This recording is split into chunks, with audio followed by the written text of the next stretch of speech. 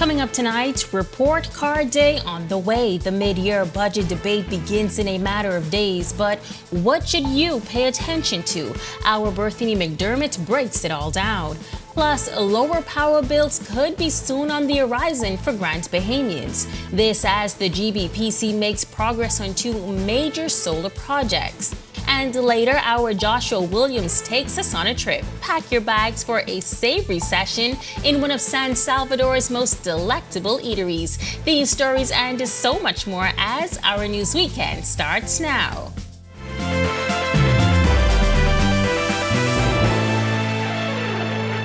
This is our news weekend. Thank you so much for joining us tonight. I'm Megan Shepard.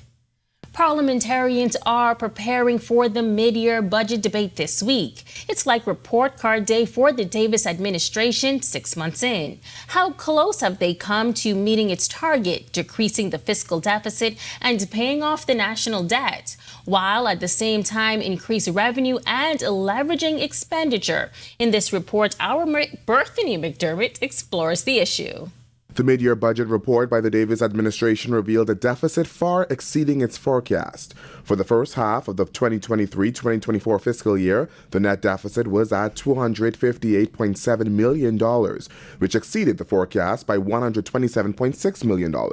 But the Prime Minister also revealing both revenue and expenditure are up. Communications Director in the Office of the Prime Minister, Latrey Ramming, says government will meet its targets. The government, believe it, has very sound fiscal policies. We would have indicated that there were particular targets, and in meeting those particular targets, we would need a number of things to happen.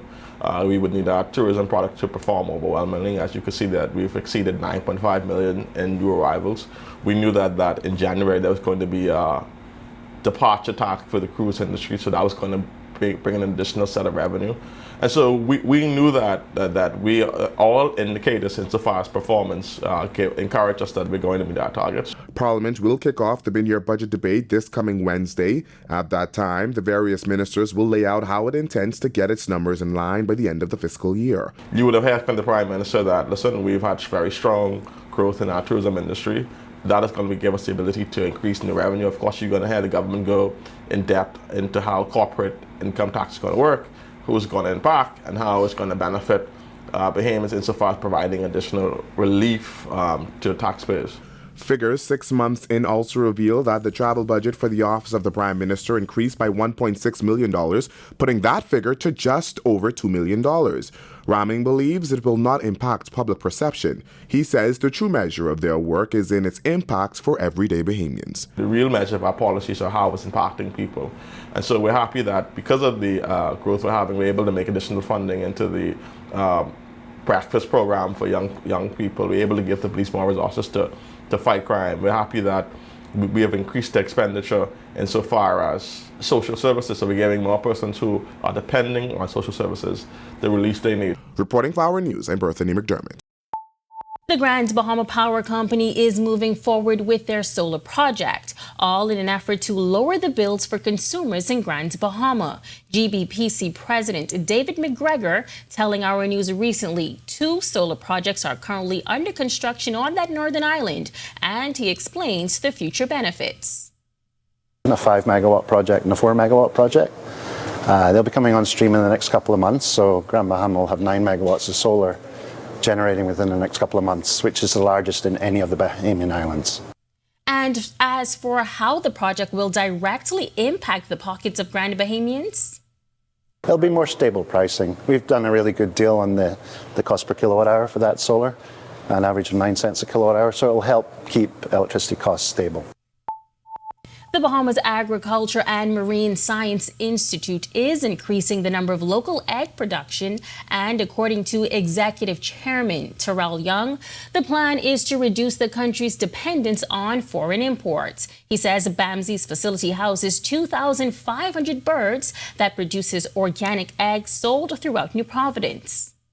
We are embarking on producing omega-3 enriched eggs. This is a niche market, by the way, that is untouched in the Bahamas. Omega-3 enriched eggs is a key nutrition in egg today that you can barely find in the food stores here. There's a market in the hotel market. There's a market in the local upscale market. Persons are looking for these products, but we are just not producing these. So we are doing a trial program on the omega-3 enriched eggs at BAMSI. Young says officials are seeing a steady rise in egg prices in local grocery stores. Back in 2023, we saw the rapid increase in the cost of eggs in grocery stores, prompting officials to jump into action with initiatives like these. Meanwhile, Young is looking to dispel rumors that BAMSI is looking to compete with local farmers by producing and selling eggs. We encourage farmers, by the way, to ramp up egg production so that we can counteract international price increases and also work together for a goal of 100% egg sufficiency by 2025. Meantime, the Bahamas Association for the Physically Disabled is still working to get the necessary paperwork for their property expansion. But they're not letting that stop them from helping as many of the nation's special needs youth as they can in the meantime. Our Marlena Leonard has more from their president in this report. The Bahamas Association for the Physically Disabled serves as a daycare and special education center for the special needs youth of the Bahamas. The school largely depends on private donations, but government does provide a stipend, their caregivers, and their teachers. Shortly before his death, the late Social Services Minister Obi Wilchcombe was working to help the BAPD expand their school. President of the BAPD, Charlotte Albury, tells us more. This we've had for a long time, and the property next door and property in the back so we can expand. And we met with him before his demise, and we miss him terribly. And there was no problem. It was a done deal. We have it. It's just that, fortunately, the paperwork gets lost, and with the situation with him passing, it's making it that much more difficult. So we're working diligently to get the paperwork sorted out so we can get a plot plan and start our work. Aubrey says that assistance and more space is vital for them to continue to do their work. There's no other school like it in the Bahamas, so we need the government to step up and see what else they can do, because there are at least 15 children on a waiting list. And I'm sure there are a lot more out there that we don't know about. For now, they're getting creative with their students, getting involved in things like sensory rooms and art therapy. The BAPD president adds that they welcome international visitors to the school. It's so important because we only have so much here that we can offer the children. So having outside help and outside eyes coming in and telling us what we can do more to assist the children, we couldn't ask for more help than that. These kids, the young students, were across at Stapleton, and they came over here to spend a day to see what we're about. So, like I said, we're looking forward to our group coming in June, and we've been blessed with a group out of Florida that comes regularly to help us. They were just here, and they were the ones that helped us with the sensory room. While the BAPD always values monetary donations, Albury says that's not the only way you can give back. If you just come to read to the children, talk to them, feed them, just the interaction that they get with other people, it means the world to them. Reporting for Our News, I'm Marlena Leonard.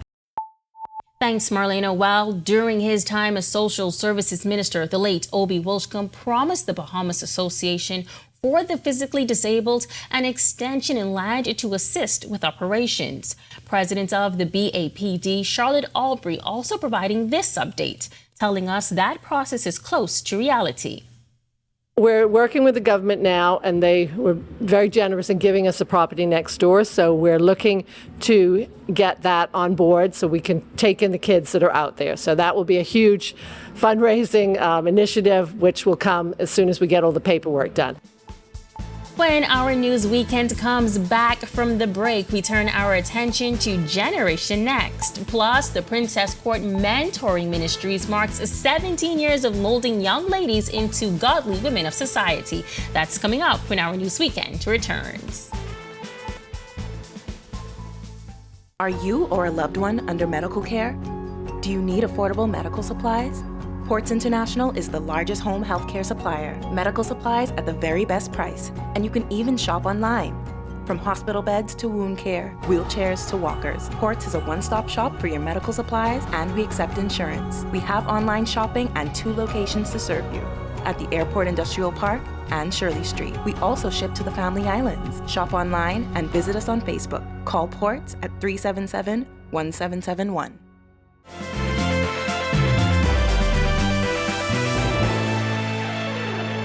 Have you ever thought about what goes into creating some of the technology you use every day? What about the connection between technology and your favorite sport? Well, for a 25-year-old Somya Thorumbeti, it is an everyday thought and one that she considers not only fun, but a passion.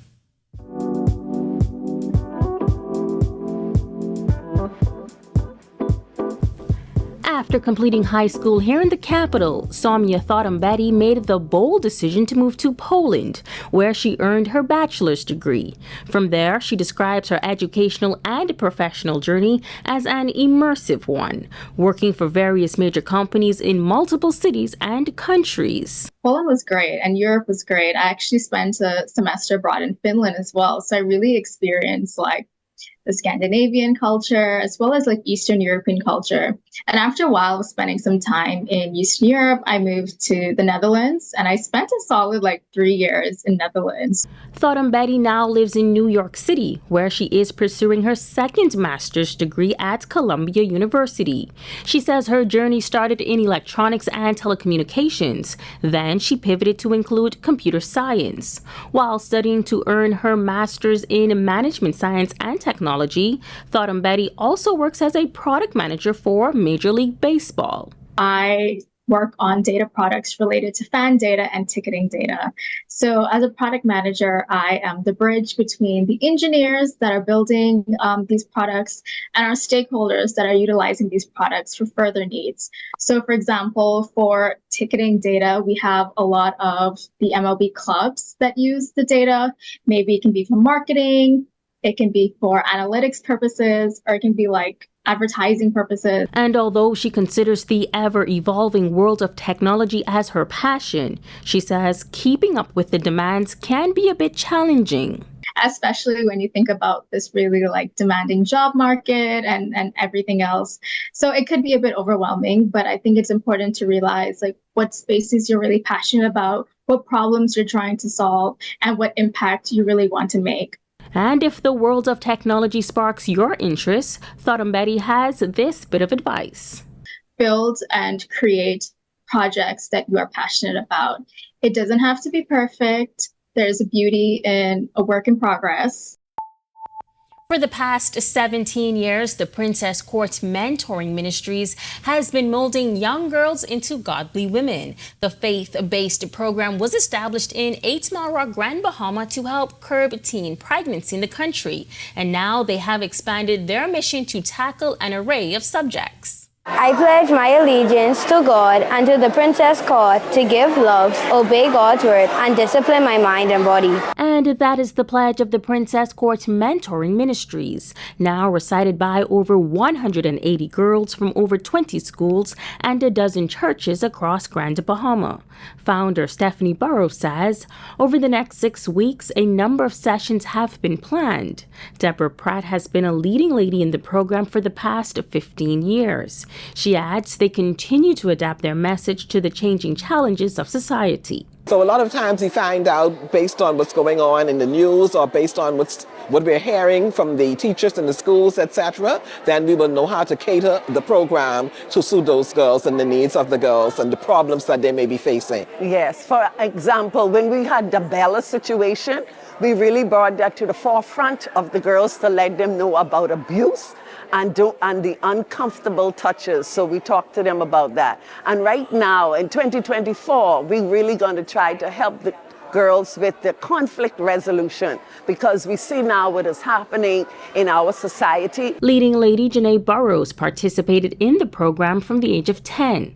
As an adult with a profession in the medical field, she now gives back to the girls in the program. I got to learn how to sew, and we just were taught a lot of different things, health and hygiene and exercise. And after a few years, I came back as a mentor myself, and I've just been enjoying mentoring the girls coming up and helping them to grow and giving them advice in the ways that they need to. And as a physician now, I think I'm able to give advice to those people who are interested in going into the healthcare field. Cami Hanna is another leading lady that is now giving back after spending a number of years in the ministry. She shares why she decided to make an impact through her volunteerism. I am a 6th-year teacher a high school teacher, and so now coming back into this role as a leading lady, I believe that there's so much wisdom that I can give to these young ladies. Just seeing them to be in the position that I was in when I first started, and being able to just, impose some sort of wisdom or some sort of knowledge onto them. Still to come on Our News Weekend, our Ian McKenzie joins us from the Weather Center with your weekend forecast. Plus, Team Bahamas takes the track in Glasgow and a couple of college basketball phenoms play in their regular season finales. Saturday Sports is next. When the Bahamas took center stage at World Expo in Dubai 2022, we were there as thousands got up close and personal with our story, like the unprecedented devastation of Hurricane Dorian put center stage at Commonwealth Heads of Government meeting in Rwanda. We were there as the Prime Minister urged immediate action on climate change, an issue brought up months later at the historic 50th CARICOM meeting in the Bahamas. Because our news is everywhere, always there when it counts.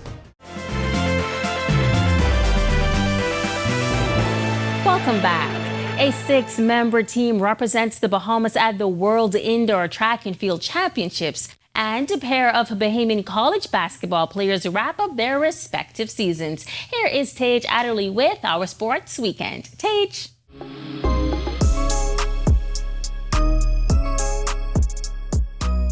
Thanks, Megan. Good evening. I'm Tage Adderley here with our Sports Weekend. The Bahamian contingent hit the ground running in Glasgow at the World Athletics Indoor Championships this morning. We have their results.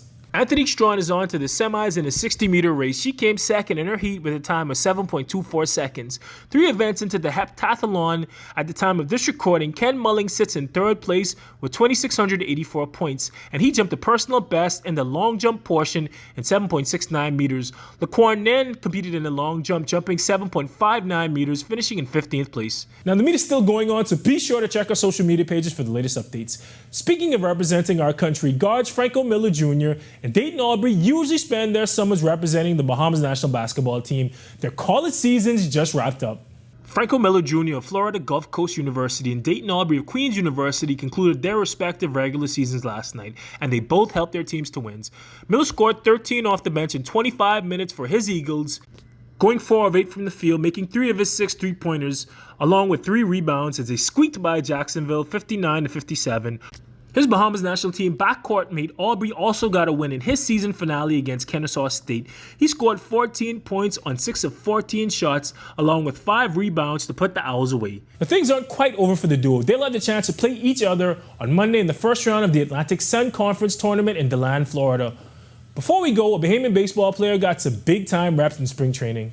B.J. Murray lit up the Southern League for the Chicago Cubs affiliate AA Tennessee Smokies last year, putting up big numbers en route to being named to the MLB Futures game and to helping his team win a league championship. He saw some action with the big team in a spring training game yesterday against the Chicago White Sox. Murray got in the top of the 6th inning at third base. He would strike out swinging in his only at-bat in the bottom of the 7th as the Northsiders took down their Southside rivals 10-6. Now, I'm sure that wasn't the result he was hoping for, but he's getting time with the big team, and that's what matters. That's all we have for sports today, but for the latest in sports this weekend, be sure to tune in to all of our social media platforms and to our website, www.ournews.bs. I'm Tage Adderley. On the other side of this break hour, Joshua Williams has some tasty travel tips if you're ever in the land of the first landing. Stick with us. When the Bahamas took center stage at World Expo in Dubai 2022, we were there as thousands got up close and personal with our story, like the unprecedented devastation of Hurricane Dorian put center stage at Commonwealth Heads of Government meeting in Rwanda. We were there as the Prime Minister urged immediate action on climate change, an issue brought up months later at the historic 50th CARICOM meeting in the Bahamas. Because our news is everywhere, always there when it counts.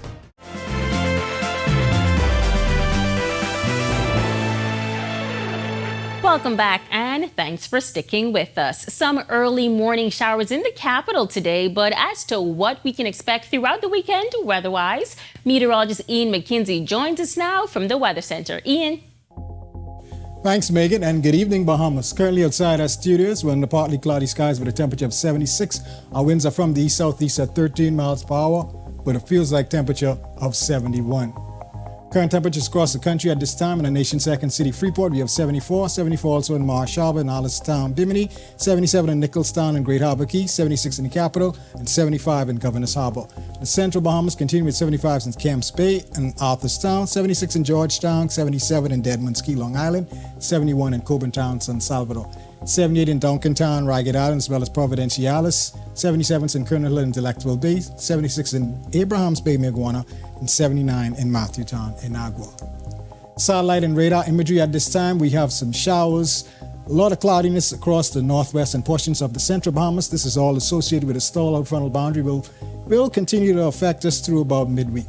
Boating forecast for the northwest and central Bahamas, there is a caution in place. Winds will be southeast to south, 10 to 15 knots, seas 2 to 4, but up to 7 feet offshore in those easterly swells. High tide at 12:41 a.m. tomorrow morning, low tide at 7:12 a.m. tomorrow morning. Central and southeast Bahamas, an advisory is in place. Winds east to southeast 15 to 25 knots, seas 5 to 8 feet, but up to 9 feet in those easterly swells. In your extended forecast, we can anticipate showers to continue through about Monday, Tuesday. Some gradual clearing expected. We expect those highs only to get up into the upper 70s, low 80s. However, your low temperatures, we see an increase hanging around the 70-degree mark. That's a wrap in evening forecast. Make it a great, safe, fun night, everyone. Thanks so much, Ian. Well, for those of you who may be traveling to the island of San Salvador or still considering making the island Columbus first landed your destination, our Josh Williams has one more reason to make that trip a reality.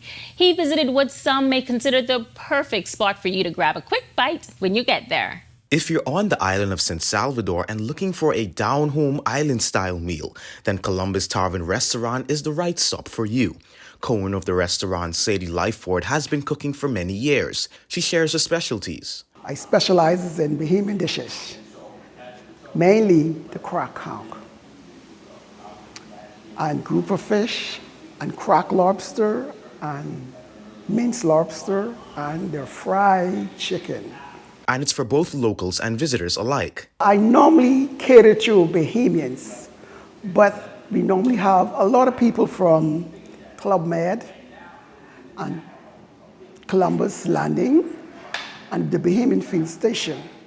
Once their students come in, they eat here. Unfortunately, like most establishments on the island, business was affected by the COVID-19 pandemic. The restaurant was effective really bad, because we were really actually closed for about a year. And when we first came back in, a lot of people was not working, so it was sort of slow. And after it came back, it was really good. This experience for Sadie emphasizing the importance of being an entrepreneur. When I first started out as a business person, I still venture out and work because I feel as if I could make it. So I worked at Club Med, and I was still working here in the evening. I worked at the field station, and I still came back in the evening and I made it. So for me, when I look at the time I spent out there working, and when I come back and what I make, I felt as if I was losing. So when I put myself into my business, it was really worth it because at that time, for me, I make more money in than I make out. And for those looking to get into the culinary business, it may take some time, but I intrigue with you to go out and just do it. Reporting for Our News, I'm Joshua Williams. Looks great, Josh. Thank you so much. And thank you for joining us for Our News Weekend. On behalf of the entire team, I'm Megan Shepard. Have a safe and wonderful evening.